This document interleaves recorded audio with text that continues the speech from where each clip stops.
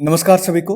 आज हमारे Indian polity series का डे 21 है, 21वां दिन है और फंडामेंटल राइट्स का 5वां दिन है। और आज हम करने वाले हैं one of the most important article of fundamental rights, that is article 21 of Indian constitution, जिसमें है protection of life and personal liberty. मैं इस टॉपिक में आपको वही बताऊंगा जो आपके एग्जाम के रेलेवेंट हो। तो स्टार्ट करते हैं बिना किसी देरी के। Article 21, protection of life and personal liberty. इसमें क्या कहा गया है? No person shall be deprived of his life और पर्सनल लिबर्टी एक्सेप्ट। एक्सेप्ट लिखने का मतलब क्या हो गया? एक्सेप्ट लिखने का मतलब हो गया कि एब्सोल्यूट नहीं है। हमने देखा था आर्टिकल 17 जो है एबोलिशन ऑफ अनटचेबिलिटी जो है वो क्या है? एब्सोल्यूट है। मतलब आप उसको किसी भी फॉर्म में छीन नहीं सकते, बट यहाँ पे छीन सकते हो। Except according to procedure establish by law, मतलब कानून कोई बना के जो है आप किसी भी पर्सन की लाइफ, आप किसी भी पर्सन की पर्सनल लिबर्टी को जो है छीना जा सकता है। और ये छीनने का पावर किसके पास है? एग्जीक्यूटिव के पास है। ये छीनने का पावर किसके पास है? लेजिस्लेटिव विंग के पास है। तो वो लोग ये कर सकते हैं, बशर्ते वो जो कानून बनाए हैं एक सही प्रोसीजर के थ्रू बनाए हैं। जो ये आर्टिकल 21 है, इसको heart and backbone of Indian constitution कहते हैं। Heart and backbone, heart and soul देखा हमने था, आर्टिकल 32 को कहते हैं, सोल प्रियम्बल को कहते हैं, और हार्ट एंड बैकबोन का है तो वो आर्टिकल 21 को कहते हैं। आर्टिकल 21 जो है दोनों के लिए है, citizens as well as non citizens. मैंने बताया था आपको 15, 16, 19, 29, 30, ये 5 आर्टिकल जो हैं सिर्फ और सिर्फ सिटीजन्स के लिए हैं। इनके अलावा सारे के सारे आर्टिकल्स फंडामेंटल राइट्स के वो नॉन सिटीजन्स यानी फॉरेनर्स के लिए भी है। यहाँ पे जो कॉन्सेप्ट है प्रोसीजर एस्टैब्लिश बाय लॉ, उसका क्या मतलब होता है? पहली बात आप ध्यान रखोगे, इसको बोरो किया है जापानीज कॉन्स्टिट्यूशन, यानी कि जापान से लिया गया है। सुपर इंपॉर्टेंट, ये सवाल पूछा जाता है। इसका मतलब हुआ, it means that the law that is duly enacted bye legislature और द कंसर्न बॉडी, यानी कि एग्जीक्यूटिव, या फिर आप देखते हो कोई एक रूल रेगुलेशन पास किया जाता है, is valid if it has followed the correct procedure. अगर आपने सही प्रोसीजर के अकॉर्डिंग जो है कोई कानून बनाया है तो ठीक है, वेल एंड गुड। अगर नहीं बनाया है और फिर आप बिना किसी प्रोसीजर के बनाए हुए कानून का उसको यूज करके किसी को अरेस्ट कर लेते हो, किसी की लाइफ को छीन लेते हो, इसमें कोर्ट जो है वो हस्तक्षेप करेगी, क्योंकि आप जाओगे किसके पास? अग्रीव्ड पार्टी जाएगा कोर्ट के पास, आर्टिकल 32 और 226 का यूज करके। कोर्ट जो है कुछ क्राइटेरिया देखेगी। पहला क्राइटेरिया क्या है? Whether there is a law और नॉट, मतलब आपने जो इसको अरेस्ट किया है उसके लिए लॉ है या नहीं है। ये होगा पहला प्रोसीजर। अगर लॉ है, ठीक है, अब उसके अकॉर्डिंग अरेस्ट किए हो, ठीक है, इसको अरेस्ट रहने। अगर लॉ नहीं है, आप उसको अरेस्ट किए हो, तो फिर कोर्ट विल सेट हिम और हर फ्री। दूसरा इसमें क्या कोर्ट देखेगी? जो लेजिस्लेचर है, यानी कि जो पार्लियामेंट है या फिर स्टेट लेजिस्लेचर, हम एग्जांपल लेते हैं, पार्लियामेंट या स्टेट लेजिस्लेचर जो है वो इस कानून बनाने के लिए कॉम्पिटेंट है कि नहीं, मतलब ये पावर जो है उस पार्टिकुलर स्टेट को है या नहीं उस पर कानून बनाने का, ये चेक करेगी। ये भी चेक करने के बाद जो है तीसरा चीज चेक करेगी कोर्ट, क्या कि जो प्रोसीजर फॉलो किया है वो सही प्रोसीजर है कि नहीं। जैसे हम देखते हैं पार्लियामेंट में कोई कानून आता है तो उसके कुछ प्रोसीजर्स होते हैं, इधर टू इंट्रोड्यूस ऑर्डिनरी है या कॉन्स्टिट्यूशनल अमेंडमेंट बिल है तो किसी भी हाउस में, लोकसभा या राज्यसभा में आप इंट्रोड्यूस करो, जो भी मेजोरिटी चाहिए लोकसभा राज्यसभा, उसके अकॉर्डिंग आप उस कानून को पास करो, फिर उसके बाद आपको प्रेसिडेंशियल इलेक्शन के लिए जाओ। तो ये क्या हो गया? एक सही प्रोसीजर को फॉलो किया गया है। तो ये तीसरा जो है असेस हो जाएगा कि हाँ ठीक है, आपने सही प्रोसीजर जो है उसको फॉलो किया है। कोर्ट जो है यहाँ पे क्या असेस नहीं करेगी? आपने तीनों चीज को फॉलो किया है कि लॉ बनाया, ठीक है, आपके पास पावर भी है इस पे लॉ बनाने के लिए स्टेट लेजिस्लेचर के पास, आपने जो प्रोसीजर फॉलो किया है वो भी बहुत सही से किया है, मतलब जो है लिखा हुआ है उसके अकॉर्डिंग किया है। यहाँ पे आपका इंटेंशन नहीं दिखेगी, यहाँ पे ये नहीं दिखेगी कि ये जो कानून है फेयर है या नहीं, यहाँ पे ये नहीं दिखेगी ये कानून है जो रीजनेबल है कि नहीं है। कानून ठीक है, आपको सजा उसके अकॉर्डिंग हुई है और आपको बरकरार रहेगी। ये है प्रोसीजर एस्टेब्लिश बाय लॉ। और जैसे एक एग्जांपल देता हूं मैं कि कॉम्पिटेंट है या फिर प्रोसीजर सही फॉलो किया है कि नहीं। कोई मैटर है यूनियन लिस्ट का, यूनियन लिस्ट का मैटर हम ले लेते हैं सिक्योरिटी का, या फिर मैटर ले लेते हैं फॉरेन अफेयर्स का, ये ज्यादा समझ में आएगा आपको। फॉरेन अफेयर्स का मैटर ले लेते हैं। फॉरेन अफेयर्स में स्टेट है, या तो 2 स्टेट का नाम लिखता हूं, कोई भी एक स्टेट है, यूपी एंड बिहार। बिहार के रेलिवेंट में ज्यादा समझ में आएगा। बिहार में जो है शराबबंदी है। अब बिहार जो है एक डील साइन कर लेती है किसके साथ? नेपाल के साथ, बिहार गवर्नमेंट, और बोलती है जो बॉर्डरिंग डिस्ट्रिक्ट है वहां पे शराब जो है नेपाल से इंपोर्ट करके आप बेच सकते हो। तो यहाँ पे फॉरेन अफेयर्स पे कानून जो है कौन बना रहा है? बिहार स्टेट। और बिहार स्टेट के पास क्या पावर है यूनियन लिस्ट के किसी सब्जेक्ट पे कानून बनाने का? नहीं है।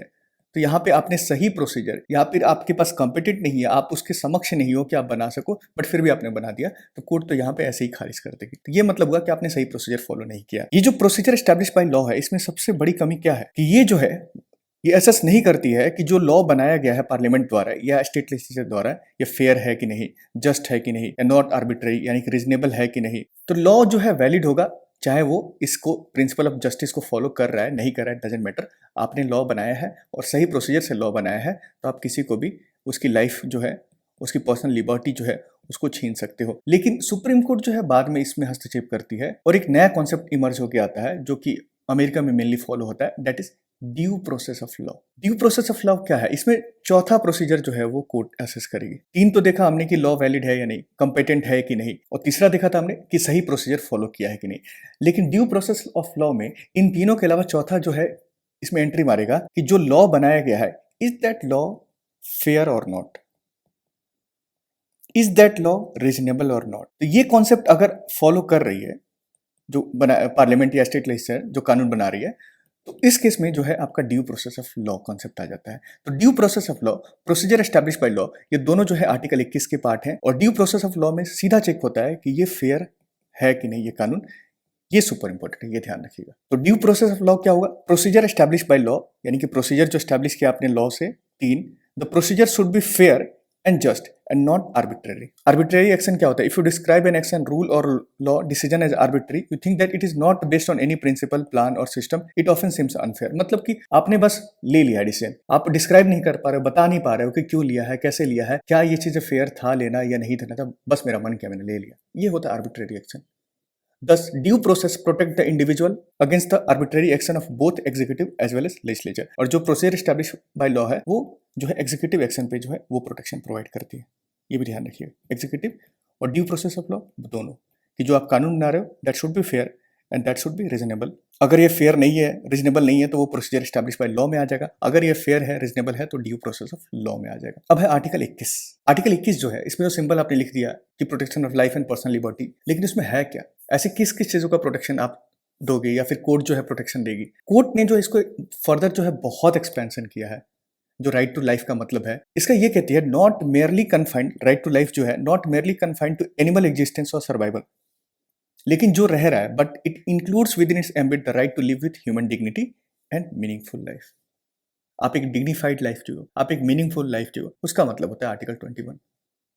It also ruled that the expression personal liberty in article 21 is the widest amplitude and its cover variety of rights. और कौन कौन सा डाला गया है जो एक पर्सन को डेवलप करने के लिए हेल्प करेगी और उसको जीने के लिए जो है सारी चीजें हेल्प करेगी। तो राइट्स कौन कौन से हैं वो इंपॉर्टेंट है आपके लिए।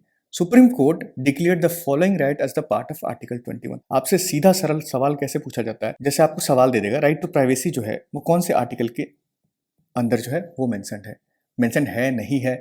आपने सवाल तो देखोगे तो एक्सप्लिसिट मेंशन कहीं भी नहीं होगा राइट टू प्राइवेसी का, बट सुप्रीम कोर्ट ने इसको जजमेंट में पास किया है। बहुत सारे ऐसे केसेस आए हैं, बहुत सारे ऐसे जजमेंट आए हैं, उसमें बताया कि ये इम्प्लिसिट है, मतलब उसमें अनएक्सप्रेस्ड है बट उसी के अंदर है। तो कौन कौन से ऐसे जो हैं राइट्स जो कि आर्टिकल 21 के अंदर है, दिखते नहीं है बट उसके अंदर है?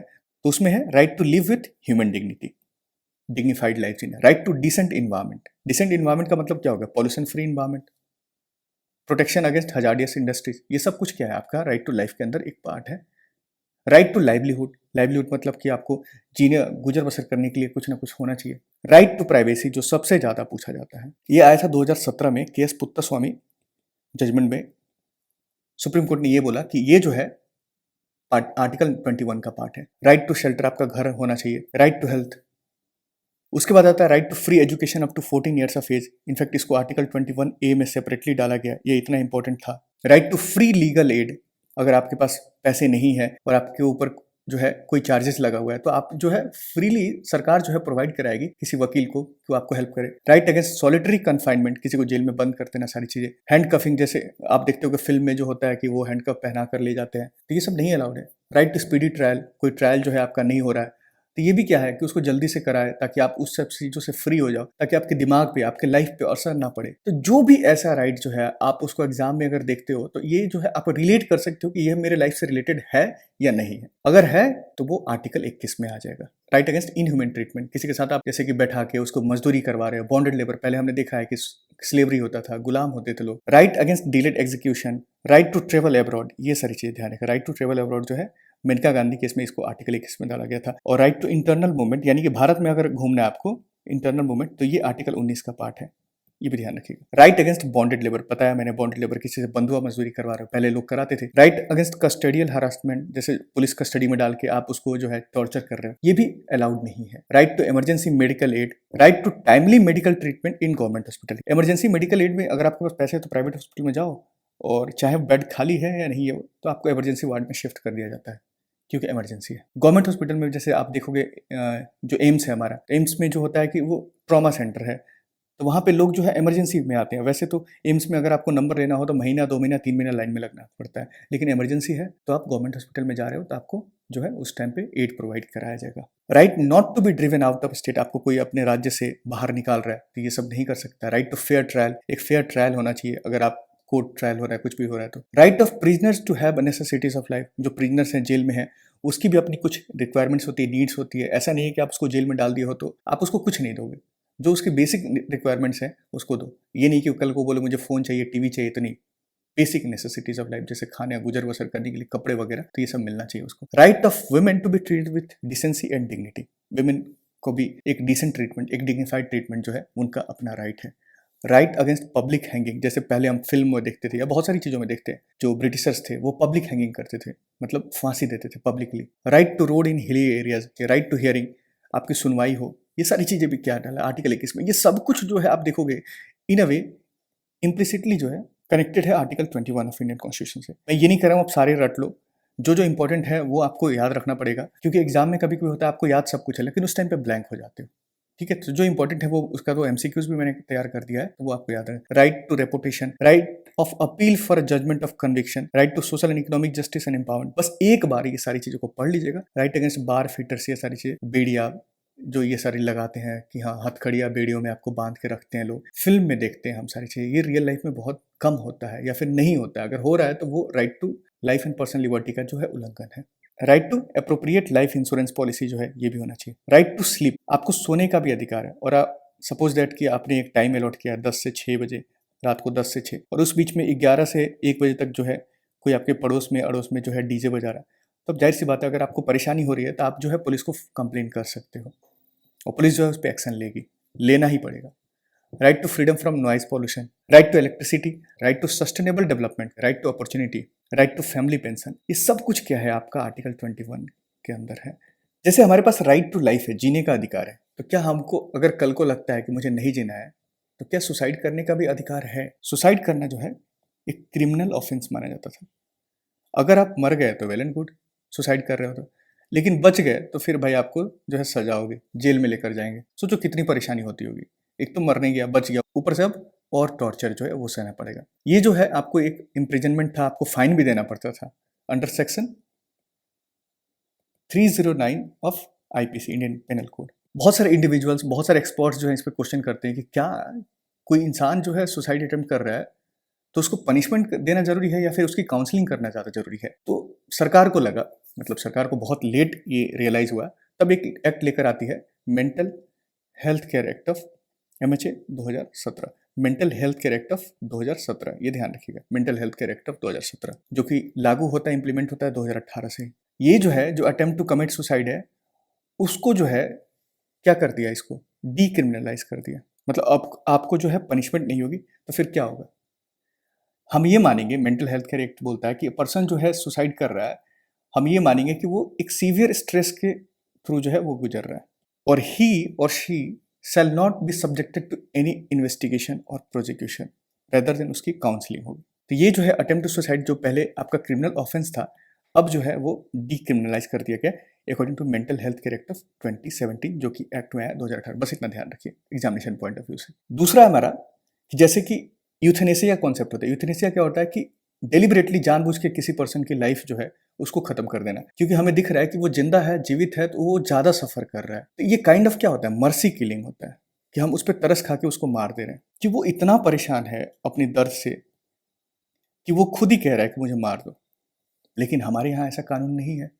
हमारे यहाँ कानून ऐसा है कि हम उस इंसान को तब तक बचाएंगे जब तक कि 0.0001% चांसेस है उसको बचाने का, तब तक बचाएंगे। लेकिन कुछ लोग क्वेश्चन करते हैं कि मर्सी किलिंग का मतलब कि एक राइट होनी चाहिए हमारे to die with dignity.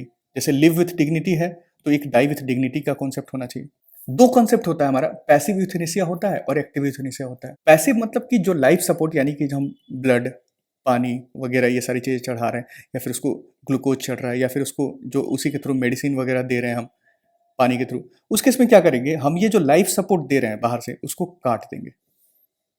Active euthanasia क्या होता है, दूसरा कॉन्सेप्ट एक्टिव, इसमें क्या हो रहा है, बाहर से कोई ऐसा सब्सटेंस जो है उसके शरीर में इंजेक्ट करेंगे जिसके तहत उसका घंटे 2 घंटे में जो है उसका निधन हो जाएगा। ये होता है एक्टिव, ये होता है पैसिव। इंडिया के केस में क्या है, बहुत सारे ऐसे देश हैं जहाँ पे ये कॉन्सेप्ट है एक्टिव यूथेनेसिया का, पैसिव यूथेनेसिया के, लोगों को मार दिया जाता है जस्ट बिकॉज उसके सफरिंग को, उसको पेन को देख के। हमारे यहाँ कोई लॉ है ही नहीं है, देयर इज नो लॉ। और अगर कोई यूथेनेसिया प्रैक्टिस करता है तो वो इलीगल है, और जाहिर सी बात है इलीगल है तो उसको पनिशमेंट मिलेगी। तो कोई क्यों ही करना चाहेगा, कोई डॉक्टर जो है क्यों ही करना चाहेगा। लेकिन होता क्या है, ईयर है 2011, डे है 7 मार्च, सुप्रीम कोर्ट एक जजमेंट पास करती है। वो किस चीज को लीगलाइज करती है, legalising passive euthanasia, not active, passive euthanasia. Passive euthanasia मैंने बताया कि आप लाइफ सपोर्ट को जो है वो बंद कर दे रहे हो, ये है पैसिव यूथेनेसिया। लेकिन जो ये लाइफ सपोर्ट को आप बंद कर रहे हो वो कौन ले सकता है, आपके पेरेंट्स ले सकते हैं, कोई एबीसी पर्सन है तो, आपके स्पाउस ले सकते हैं यानी हस्बैंड या फिर वाइफ, या फिर कोई भी क्लोज रिलेटिव्स है, अगर इनके अलावा कोई नहीं है, पेरेंट्स भी नहीं है, किसी के हस्बैंड और वाइफ भी नहीं है, तो उसका कोई क्लोज रिलेटिव्स होगा। या फिर ये सब नहीं है तो कोई उसका डियरेस्ट जो फ्रेंड होगा वो ले सकता है, जो नेक्स्ट फ्रेंड होगा वो ले सकता है। लेकिन इसमें भी आपको ये पैसिव यूथेनेसिया के लिए आपको लिए एक कोर्ट जो होगा, कोर्ट के अप्रूवल लेना पड़ेगा, कोर्ट से, हाई कोर्ट के कुछ जजेस से आपको अप्रूवल लेना पड़ेगा, नॉट लेस देन 2 जजेस ऑफ हाई कोर्ट, आपको अप्रूवल लेना पड़ेगा। और एक पैनल ऑफ डॉक्टर होगा, उनसे आपको अप्रूवल लेना पड़ेगा, ठीक है इसको पैसिव यूथेनेसिया के लायक है क्योंकि इसका मरना जो है ज़्यादा अच्छा है जीने से। The court still clarified that कि हमारे यहाँ एक्टिव यूथेनेसिया जो है वो इलीगल था और इलीगल ही रहेगा।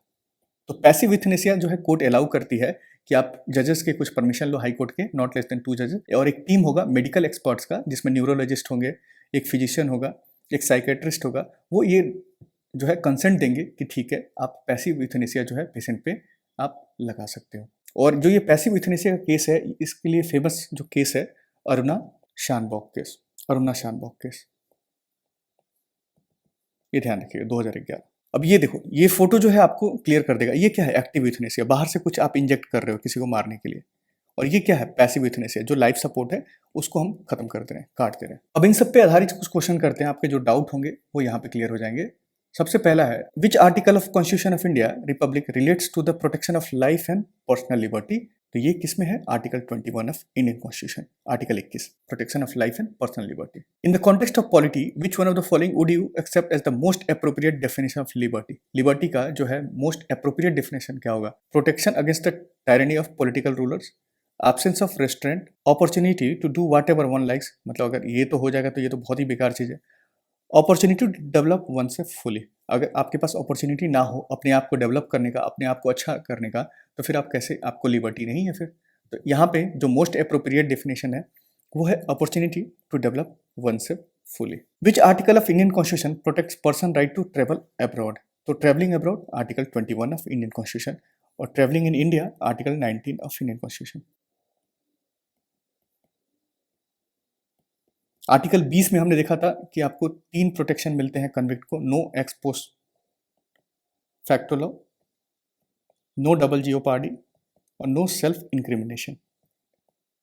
विच one of the following does not fall within the purview of article 21 of the constitution. Medical aid to injured by a doctor, medical aid हमारे लिए जरूरी है, देखा था हमने।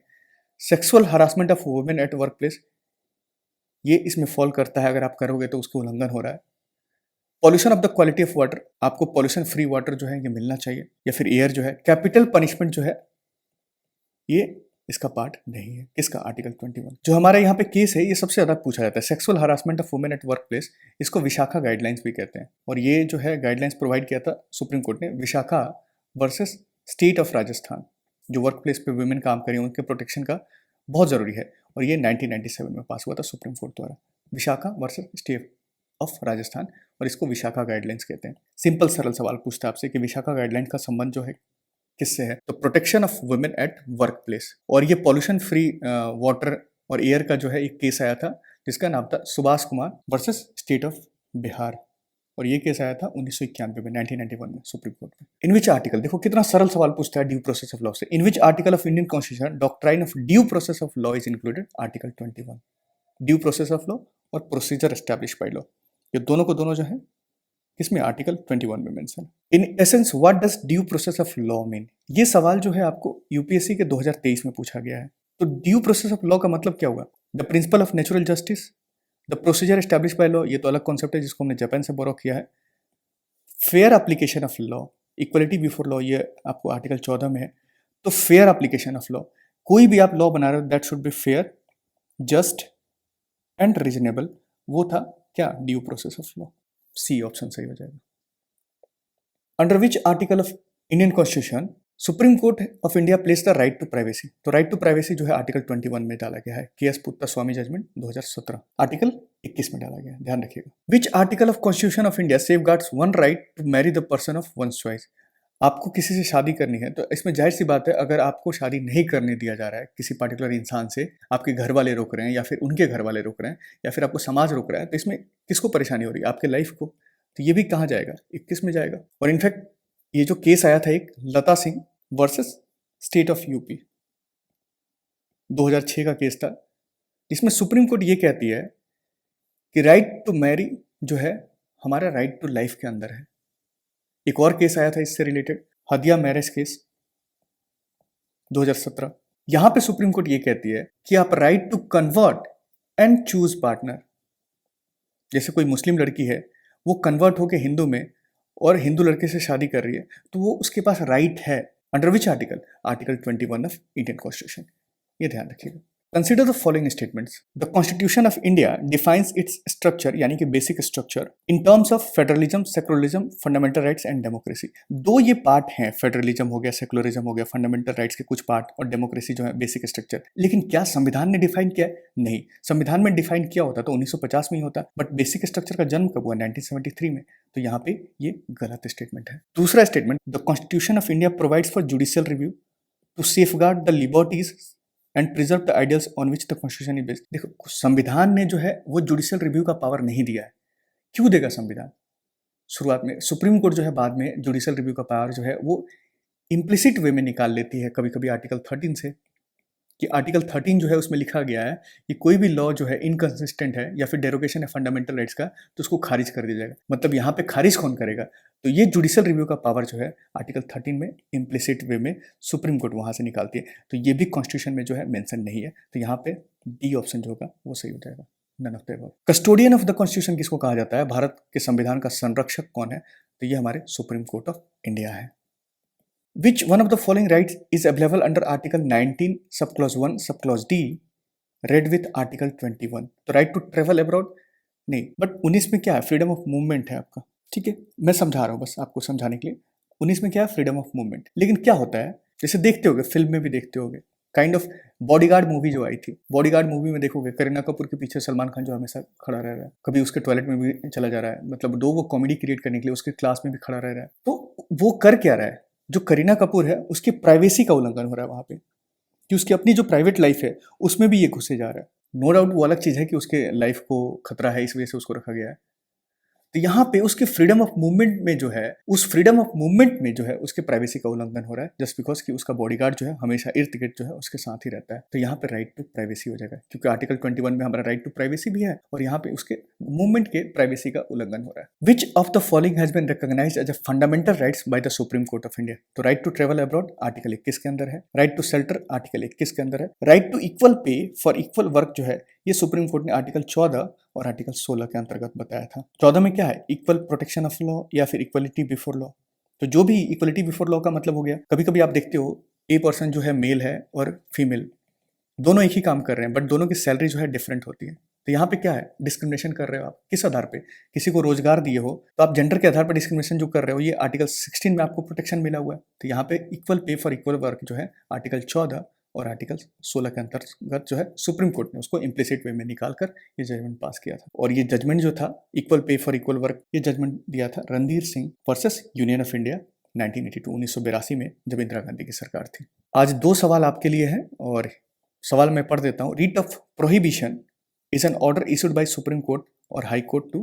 तो प्रोहिबिशन जो रिट है आर्टिकल 32 में सुप्रीम कोर्ट के लिए है और आर्टिकल 226 में हाई कोर्ट के लिए है। इसका मतलब क्या होता है ये आप बताओगे। दूसरा क्वेश्चन है आपके लिए, the supreme court has held that hosting the national flag eight top of private building is a fundamental right of every citizen under which article of Indian constitution. तो इसका भी आंसर जो है आपको कमेंट सेक्शन में comment करना है और मुझे उम्मीद है कि आप इसका कमेंट करोगे कमेंट सेक्शन में। तो आज एंड करते हैं अपना with the same theme of Ashoka tree, that is शिक्षा या तो मुफ्त होनी चाहिए या न्यूनतम लागत पर होनी चाहिए। और ये हमारा थीम है जिस पे हम काम करते रहेंगे। टाटा, सी यू।